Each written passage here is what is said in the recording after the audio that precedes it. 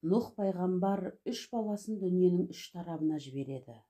Үлкен баласы Самнан барша ақ нәсілділер тарайды. Ортаншысы Хамнан қара нәсілділер өрбіді. Кіші ұлы Жаппастан түркі нәсілі тарады. Оның иелігіне күн шығысты берді. Нұх пайғамбар оны аттандырып тұрып, «Ұлым, мына тұмарды мойныңа тағып ал, мұнда қасиетті дұға жазылған. Алда жалда бір қиындыққа тап болсаң, осы дұғаны оқырсың» деп, шақпақ тасқа жіп өткізіп, ұлының мойнына тағады. Жаппас шығысқа қарай сапар шегіп ұзақ жол жүреді.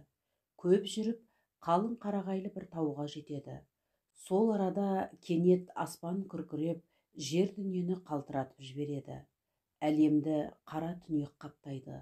Әлден уақытта бір алаулы ұшқын тауға түседі. Қарағайлар лаулап жана бастайды.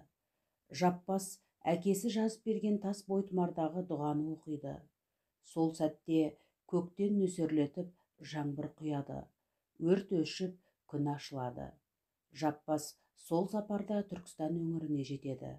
Сонда тыныстап отырып, шақпақ тасты Қаратаудың баурайына қояды. Осында отау құрып, ұрпақ өсіреді. Дүниеден өтерінде балаларына: «Егер қуаңшылық болып көктен тамшы тамбаса, тауға барып дұға оқыңдар, семіз малдан құрбандық шалыңдар. Сонда жаңбыр жауып, егіндеріңнің шығымы жақсы болады» дейді. Содан бастап бұл тас жады тасы деп аталады. Құрғақшылық болған кезде адамдар сол тасқа барып, сондағы жазылған дұғаны оқиды екен. Кейін бұл дәстүр тасаттық беру салтына ұласып кетеді. Адамдар бұлақтың, өзеннің бастауына барып, құрбандық шалып, Тәңірден жаңбыр тілейді.